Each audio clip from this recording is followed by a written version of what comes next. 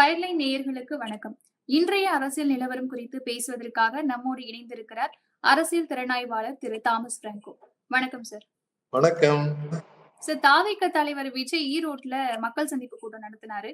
அவர் பொதுவாகவே 5ல இருந்து ஒரு 10 நிமிஷம் தான் பேசுவாரு. ஆனா இந்த முறை அரை மணி நேரம் அவர் பேசியிருக்கிறார் சார். என்னதான் உள்ளூர் பிரச்சனைகளை பத்தி பேசினாலும் அவர் அரசியலை பத்தி அவ்வளவா பேசவே இல்ல. இது குறித்து உங்களுடைய கருத்து என்ன சார்?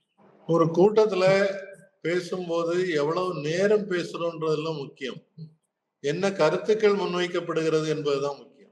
விஜய் அவர்கள் பேசிய அரை மணி நேரத்துல அரசியல் குறித்து, தேசிய அரசியலை குறித்து, தமிழக அரசியல் குறித்து ஒரு தெளிவான விஷயங்கள் எதுவுமே பேசப்படவில்லை. திமுக எதிரின்னு சொல்றது மட்டும் அல்ல அரசியல். பல்வேறு கொள்கைகள், திட்டங்கள் பற்றி பேச வேண்டிய தேவை இருக்கு. அதை பற்றி பேசலாம். பேசிட்டு இருக்கும்போது அவருடைய கையில வச்சிருந்த நோட்டு, அந்த பேப்பர் பறந்துட்டுதா சொல்லு. அதனால அவர் பேசுறத நிறுத்திட்டு நிக்கிறாரு. இன்னொருத்தர் அவருடைய தொண்டர்னு சொல்றாங்க. அவ்வளவு முட்டாள்தனமான தொண்டர்கள்லாம் ஒரு அரசியல் கட்சியில இருந்தா எப்படி இருக்கும்னு தெரியல.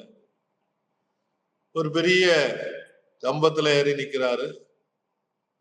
இவர் கூட்டத்துல கீழே இறங்கி வந்தால் நான் முத்தம் தருகிறேன்னு சொல்றதா? இதெல்லாம் பத்திரிகையில பார்த்தது, சமூக ஊடகங்கள்ல வந்திருக்கு, வீடியோக்களும் வந்திருக்கு. இது என்ன அரசியல்னே புரியல. ஒரு முட்டாள் இந்த மாதிரி மேல ஏறி நிக்கிறான்னாக்கி அது காவல்துறையை சொல்லி அவனை பிடிச்சி ஜெயில போட சொல்றதுக்கு பதிலாக நான் முத்தம் தர்றேன்னு சொல்றது, அது என்ன அரசியல்னே புரியல. ரெண்டாவது, ஒரு பெண்மணி பேட்டி கொடுத்திருக்காங்க. பேட்டியில என்ன சொல்றாங்கன்னா, என் வீட்டுல 9 ஓட்டு இருக்கு, நான் கட்டாயமா விஜய்க்கு தான் ஓட்டு போடுவேன். என் வீட்டுல உள்ளவங்க எல்லாரும் விஜய்க்கு ஓட்டு போடலன்னா விஷம் கொடுத்து கொன்னுருவேன்னு சொல்லியிருக்காங்க. நான் காவல்துறை ரொம்ப கூர்மையாக அந்த அம்மாவை கவனிக்கணும்னு நினைக்கிறேன். அந்த வீடியோவை பார்த்த வீட்டுல உள்ள யாராவது அந்த அம்மாவுக்கு விஷம் கொடுத்து கொன்னுடக்கூடாது. இப்படி அரசியலே தெரியாமல், அரசியல் என்னன்னே புரியாமல் ஒரு கூட்டம் நிக்குது. நான் இதுக்கு முன்னாலும் அரசியல் தலைவர்கள் சினிமா துறையில இருந்து வந்த போது பார்த்திருக்கிறேன். எம்ஜிஆர் கட்சி புதுசா தொடங்கிய போது அவர் நடத்திய ஒரு பெரும் கூட்டம் மதுரையில தமுக்க மைதானத்துல நடந்தது. அதுக்கு நான் மாணவனாக இருந்த போது நாங்க கொஞ்சம் பேர் பார்க்க போனோம். அவருக்கு ஓட்டு போடணும்னு நோக்கத்தோட எல்லாம் போனது. எம்ஜிஆரை பார்க்கணும்னு நிறைய கூட்டம் கரூர்ல வங்கியில பணியாற்றி கொண்டிருக்கும் போது விஜயகாந்த் அவர்கள் அரசியலுக்கு வர்றாரு. மக்கள் நல கூட்டணின்ற பேர்ல ஒரு கூட்டணி வச்சு தேர்தல்ல போட்டியிடலாம். பேங்குக்கு பக்கத்துல இருக்கக்கூடிய ஒரு மிகப்பெரிய அரங்கம் அல்ல, ஒரு திடல்ல தான் கூட்டம் நடந்தது. வெறும் கூட்டம் இருந்தது. ஆனால் கடைசியில தேர்தல் வரும்போது ஒண்ணுமே கிடைக்கல. பெரிய வாக்கு வீதம் ஒன்றும் வரல. அதனால சினிமாவோ நடிகரை பார்க்க வரக்கூடிய கூட்டத்தை வச்சுட்டு அவங்கள அரசியல் படுத்துறது குறைந்தபட்ச தேவை இருக்கு இல்லையா? அந்த அரசியல் படுத்துறத அந்த அரை மணி நேரத்துல செய்தாரா அப்படின்னு பார்த்து சீர்தூக்கி பார்த்தோம்னு சொன்னா அதுல உண்மையான தேவையான மக்கள் நலனுக்கான அரசியல் என்பது பேசப்படவில்லை என்றுதான் நான் பார்க்கிறேன். மஞ்சள் மாநகரம் மங்களகரமானது அப்படின்லாம் விஜய் பேச்சு தொடங்கியது மக்கள் மத்தியில எந்த மாதிரியான ஒரு தாக்கத்தை ஏற்படுத்தி இருக்கு? யார் வேணாலும் அந்தந்த பகுதிக்கு போகும்போது அந்த இடத்தை பாராட்டி பேசுறது என்பது அரசியல் தலைவர்களுக்கும் மற்ற தலைவர்களுக்கும் இது எப்பவுமே இருக்கக்கூடிய ஒரு பழக்கம். நான் தொழிற்சங்க தலைவராக பல்வேறு கூட்டங்களுக்கு போகும்போது முதல்ல அந்த ஊரை பற்றி உள்ள சில தகவல்களை சேகரிச்சுக்கிடுவேன். அதை வச்சுதான் தொடங்குவேன். மதுரை மாநகரத்துல பேசுறோம்னு சொன்னா மதுரை இது ஒரு தூங்கா நகரம், நாளங்காடி எல்லங்காடி என்று இருந்த வரலாறு இன்னைக்கும் தொடர்கிறது. இப்படி எல்லாம் பேசிட்டு தான் மீதி விஷயத்த பேசுவோம். அது எல்லா அரசியல் தலைவர்களுக்கும் இருக்கக்கூடிய ஒரு பழக்கம். அதனால மக்கள் உடனே ஈரோட்ல மஞ்சள் நிறைய கிடைக்குது, அதனால மஞ்சள் விவசாயி அவ்வளவு பேர் இவருக்கு ஓட்டு போடுவாங்க அப்படின்றது சரியான வாதம் அல்லன்றதுதான் நான் பார்க்கிறேன். கூட்டத்திற்கு வந்தவங்க எல்லாருமே ஒரே மாதிரியான தொப்பி துண்டெல்லாம் அணிந்திருந்தாங்க. அவர்கள் தானா வந்தவர்களா இல்ல திட்டமிட்ட திரள்னு சொல்லலாமா சார்? தானா இந்த மாதிரி வரக்கூடியவங்க கொஞ்சம் பேர் இருப்பாங்க. சினிமா நடிகர் விஜயை பார்த்துட்டு போகன்றதுக்காக வரக்கூடியவர்கள். அவங்களுக்கு தொப்பியும் துண்டும் சாப்பாடும் பல கூட்டங்கள்ல பாக்குறோம். அரசியல் கட்சி கூட்டங்கள்ல என்னெல்லாம் கொடுக்குறாங்கன்னு சொல்லி அந்த மாதிரி எல்லாம் கொடுத்து வரக்கூடியவங்க தான் பெரும்பாலானவர்கள். சில கட்சிகள் இருக்கு, கம்யூனிஸ்ட் கட்சிகளை பொறுத்தவரையில அங்க வந்து காசு கொடுத்து கூட்டம் கூட்டுறது இல்ல, கட்சி மேல் உள்ள பற்றுதல்னால அரசியலை புரிந்து கொண்டு வரக்கூடியவங்க இருக்காங்க. அதே மாதிரி திமுகவுக்கு அதிமுகவுக்கு ஒரு குறிப்பிட்ட எண்ணிக்கையில ஆதரவாளர்கள் இருக்காங்க. அவங்க தலைவரை எந்த யார் தலைவர் கூட்டத்துக்கு வந்தாலும் அவங்க வருவாங்க. இவர் இப்பதான் புதுசா அரசியலுக்கு வந்திருக்கிறார். அதனால வரக்கூடியவங்க எல்லாம் அழைத்து வரப்படுகிறார்கள். அதுக்காக தான் அவங்களுக்கு யூனிஃபார்மும் கொடுக்குறாங்க, தொப்பி கொடுக்குறாங்க, துண்டு கொடுக்குறாங்க.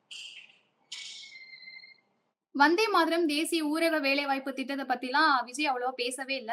இதுக்கு என்ன காரணமாக இருக்கும் சார்? இது அவர்தான் பதில் சொல்லணும். ஆனால் இன்னைக்கு பாராளுமன்ற கூட்டத்தொடர் நடந்துகிட்டு இருக்கு. அங்க பல பிரச்சனைகள் பற்றி விவாதங்கள் நடந்து கொண்டிருக்கிறது. எதிர்கட்சிகள் வெளிநடப்பு செய்கிறார்கள், ஆர்ப்பாட்டம் செய்கிறார்கள். காரசாரமான விவாதம் ராத்திரி 12 மணிக்கு வரைக்கும் நடந்திருக்குது. அதுல நீங்க சொன்ன வந்தே மாதரம் பாடல் பற்றி நடந்த விவாதம் ஒரு நீண்ட விவாதம். அது இந்தியாவே பேசும் பொருளாக நேருவை குற்றம் சொல்வதா இல்ல நேரு செய்தது கரெக்ட் தானா அப்படின்ற விவாதம் வந்து நிறைய இந்தியா முழுவதும் அரசியல்வாதிகள் பேசிட்டு இருக்காங்க. அடுத்து நீங்க சொன்ன Mahatma Gandhi national rural employment guarantee act, MGNREG, நம்ம சிம்பிளா இங்க வந்து 100 நாள் வேலை திட்டம்னு சொல்லுவோம். அந்த திட்டத்தை முழுமையாக அழிப்பதற்காக ஒரு புதிய திட்டத்தை கொண்டு வந்திருக்கிறாங்க. சும்மா பேரளவுல நாட்களை 125 நாளா கூட்டி கொடுப்போம்னு சொல்லியிருக்காங்களே தவிர ஏற்கனவே இருந்த வேலை கேட்டால் கொடுக்க வேண்டும் என்ற கட்டாயம் இன்னைக்கு நீக்கப்பட்டு விட்டது. நிதி மாநில அரசு முன்னால கொடுக்க வேண்டியதில்லை, ஒன்றிய அரசு தான் கொடுத்தது. இப்ப மாநில அரசு 40%, 60% தான் ஒன்றிய அரசுன்னு சொல்றாங்க. இது அந்த திட்டத்தை முழுமையாக நீர்த்து போவதற்கும் மூடுவதற்கும். இதனால ஏழை மக்கள், சாதாரண மக்கள் நிறைய பேர் பலன் பெற்றுக் கொண்டிருக்கிறார்கள். அவங்களுக்கான அந்த ஒரு அருமையான திட்டம், அது ரொம்ப விவாதிக்கப்பட்டு கொண்டு வந்த திட்டம், உலக அளவுல பாராட்டப்படக்கூடிய ஒரு திட்டம். அதுக்கு மூடு விழா நடத்துவதற்காக திட்டம் போட்டிருக்காங்கன்னும் போது அதை பற்றி பேசுறதுக்கு ஒரு அரசியல் தலைவருக்கு கடமை இருக்கா இல்லையா? உண்மையிலேயே அவர் அரசியல் பேசுறதா இருந்தா அதை பற்றி பேசியிருக்கோம். அதே மாதிரி இன்னொரு சட்டம் கொண்டு வந்திருக்காங்க, அதுவும் நிறைவேற்றியாச்சு ராத்திரியோட ராத்திரியா. அதாவது தனியார் துறையில, மின்சாரத்துறையில, குறிப்பாக நியூக்ளியர் அணுசக்தி துறையில தனியார் கொண்டு வருவதற்கான ஏற்பாடு வந்து சட்டப்படி கொண்டு வந்தாச்சு. ஏற்கனவே சோலார்ல தெர்மல்ல பணியாற்றி கொண்டிருக்கக்கூடிய பெரும் செல்வந்தர், பிரதமருக்கு நெருக்கமான அடானி அவர்கள் அடுத்தால தனியார் துறையில் நியூக்ளியர் எனர்ஜின்னு சொல்லக்கூடிய அணுசக்தி மூலம் உருவாக்கக்கூடிய எரிசக்தியும் அவரு தலையிட போகிறார் அப்படின்றது பரவலாக பேசப்படுகிறது. இந்த அரசியல்லாம் பேசாம வேற என்ன அரசியல் பேசுறதுன்றது எனக்கு புரியல. அது அரசியலே என்னன்னு புரிஞ்சுக்கிடாம திரு விஜய் அவர்கள் செயல்பட்டு இருக்கிறாரான்னு சந்தேகத்தை எழுப்புகிறது.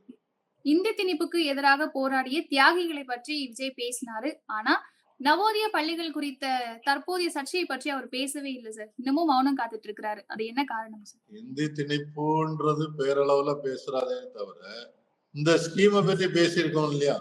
நான் ஏற்கனவே சொன்னேன், அந்த 100 நாள் வேலை திட்டம் என்பது மகாத்மா காந்தி தேசிய கிராமப்புற வேலைவாய்ப்பு திட்டம், வேலை உத்தரவாத திட்டம்னு இருந்ததை மாத்தி இன்னைக்கு ஏதோ VBGRMG அப்படின்னு ஒரு கொண்டு வந்திருக்காங்க. ஹிந்தியில தான் அது இருக்கு, அது என்னன்னு நமக்கு புரியல. அதை பத்தி ஏன் கேள்வி எழுப்பல? ரெண்டாவது, அந்த அணுசக்தி அந்த பில்லுக்கு வந்து சாந்தி பில்லுன்னு சொல்றாங்க. சாந்தின்னா அமைதியா, அமைதியை அழிப்பதற்காக கொண்டு வந்த திட்டத்துக்கு அமைதி பில், அதுவும் ஹிந்தியில. அதை பற்றி எந்த கருத்தும் இல்லை. நவோதயா பள்ளிகளை பொறுத்தவரையில தமிழ்நாட்டுல தொடர்ச்சியாக ஒரு முடிவு இருந்ததுக்கு காரணம் என்னன்னு சொன்னா, ஏற்கனவே தமிழகத்துல நிறைய பள்ளிகள் இருக்கு, இருமொழி கொள்கையை பின்பற்றி கொண்டிருக்கிறோம். நவோதயா பள்ளியை பொறுத்தவரையில மும்மொழி கொள்கையை திணிக்கிறார்கள் என்ற ஆட்சேபனை இருக்கு. அதை பற்றி உண்மையிலேயே அரசியல் பேசுவதாக இருந்தால் விஜய் அதை பற்றி பேசியிருக்கணும். பேச தவறியது வருத்தப்படத்தகுந்ததுன்னு தான் நான் நினைக்கிறேன். திமுக ஒரு தீய சக்தி அப்படின்னு ஜெயலலிதா காலத்து முழக்கத்தை இப்ப விஜய் கையில் எடுத்திருக்கிறாரு. அது அவருக்கு கை கொடுக்குமா? அதாவது ஜெயலலிதாவை இந்த ஒரு நடிகர் புதுசா அரசியல் வந்தவரோட ஒப்பிடுவது என்பது மிகப்பெரிய தவறு. ஜெயலலிதா ஒரு பெரிய ஆளுமை, துணிச்சலாக எதிர்த்து நின்று ஒன்றிய அரசே பதவியிறங்க செய்தவர். பல கொள்கைகள்ல தமிழ்நாட்டுக்கு எதிரான திட்டங்கள் வரும்போது நான் ஏற்றுக்கொள்ள மாட்டேன் என்று வலுவான உறுதியோடு நின்றவர். அவரோட ஒப்பிட்டு விஜய பேசுறது நியாயமே இல்லை.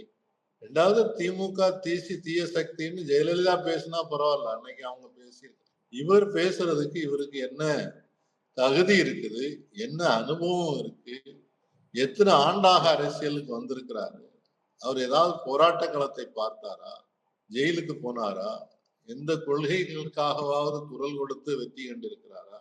ஒண்ணுமே இல்லையே. அது இல்லாம இந்த மாதிரி ஒரு தீய சக்தின்னு சொல்லி ஒரு இத்தனை ஆண்டுகளாக ஆட்சிக்கு பல முறை வந்திருக்கக்கூடிய ஒரு திராவிட முன்னேற்ற கழகத்தை, மக்களால் தேர்ந்தெடுக்கப்பட்ட ஒரு ஆட்சி நடத்தக்கூடிய கட்சியை தீய சக்தின்னு சொல்றது மக்களை தீய சக்தின்னு சொல்றதா தானே பார்க்கணும். அதிமுகவை பின்னுக்கு தள்ளிட்டு அந்த இடத்தை பிடிக்கிறதுக்காக விஜய் எடுக்கும் முயற்சி வெற்றியை கொடுக்குமா? இந்த காலகட்டத்துல அந்த மாதிரி வெற்றி கிடைப்பதற்கான வாய்ப்பு இல்லை.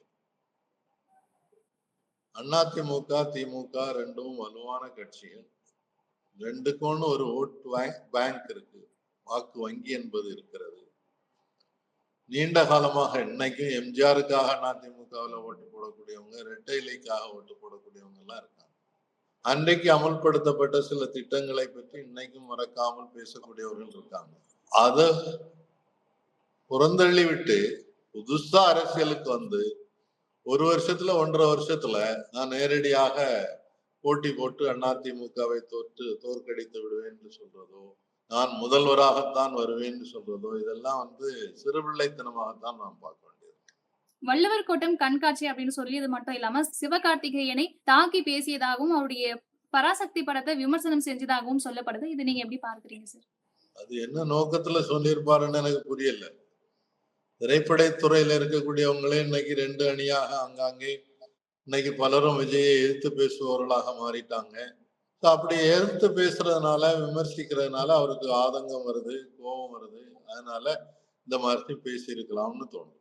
சார், விஜயனுடைய கட்சிய பிஜேபியோடைய பி டீமும் அதுக்கப்புறம் RSS உடைய ஒரு பிரிவு அப்படின்னு விமர்சிக்கிறாங்க. இது நீங்க எப்படி சார் பாக்குறீங்க? பிஜேபியினுடைய பி டீம்ன்றது ஓரளவுக்கு சரியாக இருக்கிறது. நான் இன்னைக்கு அவர் நீங்க பார்த்திருக்கிறீங்க இல்லையா, கரூர் சம்பவம் நடந்த உடனே ஆதவர்ஜுனா எங்க ஓடினாரு? டெல்லிக்கு ஓடினாரு. யாரை பார்த்தாரு? பாஜக தலைவர்களை பார்த்தாரு. அது வரைக்கும் பாஜக எங்களுடைய கொள்கை எதிரின்னு பேசினவர் ஈரோட்டில் அதை பேசினாரா? மறந்தாச்சு இல்ல.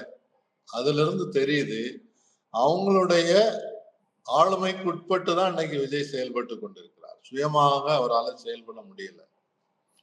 அதனால அவர் ஒரு பி டீம்னு சொல்றதுல தப்பு இல்லை. ஆனா RSS ஆதரவாளர்னோ அல்லது RSS ஒத்து போறாருன்றதோ நம்ம இப்போ அது கொஞ்சம் மிகைப்படுத்தப்பட்டு பேசப்படுவதாக தெரிகிறது. அரசு பள்ளிகள்ல மாணவர் சேர்க்கை அதிகரிச்சிட்டு இருக்குன்னு சொன்னீங்க. ஆனா பள்ளி இடைநிற்றல், அதுக்கப்புறம் 207 பள்ளிகள் மூடப்பட்டிருக்கு. இதுக்கெல்லாம் என்ன அர்த்தம் அப்படின்னு விஜய் திமுகவை கேள்வி கேட்டிருக்கிறாரு. அவர் கேட்டுதான் ஒரு விதத்துல கரெக்டா தானே சார் இருக்கு. அதாவது பேசும்போது முழு புள்ளி விவரத்தோட பேசணும். இந்தியா முழுவதும் 86,000 பள்ளிகளை மூடி இருக்காங்க. ஒன்றிய அரசு கொண்டு வந்திருக்கக்கூடிய கொள்கைகளின் காரணமாக அந்த பள்ளிகளில் ஆள் சேர்க்கை இல்லைன்னு. தமிழ்நாட்டை பொறுத்தவரையில கல்வியில நம்ம ஆரம்ப கல்வியில இந்தியாவிலேயே 2வது இடம், முதல் இடத்துல கேரளா இருக்கு. உயர்கல்வியில இந்தியாவிலேயே முதலிடத்தில் இருக்கிறது தமிழ்நாடு தான். தமிழ்நாட்டுலதான் +2 படிச்சு முடிக்கக்கூடிய பிள்ளைகள், பாசான பிள்ளைகள்ல 52% பேர் மேற்படிப்புக்காக கல்லூரிகளுக்கு சேர்றாங்க. இது எந்த மாநிலத்திலையும் இல்லை. அந்த பெண் குழந்தைகளுக்கு கல்வியில சேர்றதுக்காக ஒரு நிதி அறிவித்த பிறகு ஒரே வருஷத்துல பல ஆயிரம் பெண்கள் புதுசா சேர்ந்திருக்காங்க. அந்த சேர்க்கை சதவீதம் என்பது கூடியிருக்கிறது. அதே மாதிரி பள்ளி கட்டிடங்களுடைய நிலைமை, ஆசிரியர்களுடைய தரம், ஆசிரியர்களுக்கு கொடுக்கக்கூடிய பயிற்சி, இல்லம் தேடி கல்வி என்ற கல்வி திட்டம், ஸ்டெம்னு சொல்லக்கூடிய அறிவியலை போதிப்பதற்கான திட்டம், இப்படி பல திட்டங்கள் தமிழ்நாடு இந்த அரசு அமல்படுத்தி கொண்டிருக்கிறது. இந்த அரசுக்கு மேல எனக்கு எதுவும் விமர்சனம் கிடையாதுன்னு கிடையாது. நான் திமுக ஆதரவாளனும் கிடையாது. ஆனா நீங்க ஒரு அரசியல்வாதின்னும் போது எது பாசிட்டிவா நடக்குதோ அது பாசிட்டிவா இருக்கிறத பாராட்டணும். அதுக்கு பதிலா 261 பள்ளிகள் மூடப்பட்டிருக்கிறதான்னு எனக்கு சரியான புள்ளி வரும் தெரியல. குழந்தையே இல்லாமல் ஒரு பள்ளிக்கூடத்தை நடத்த முடியாது.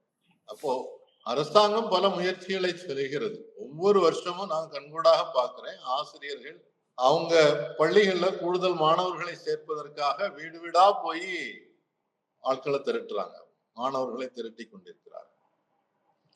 அப்படி இருக்கும்போது அதையும் மீறி பெற்றோருக்கு நிறைய பேருக்கு சிபிஎஸ்இ தான் வேணும், இங்கிலீஷ் மீடியம் தான் வேணும் அப்படின்னு நினைக்கிறவங்க மாறி போகும்போது வேற வழி இல்லாம சும்மா ஒரு கட்டிடத்தை வச்சுட்டு இருக்கிறதுக்கு என்ன குழந்தை இல்லாமல் பள்ளி நடத்த முடியுமா?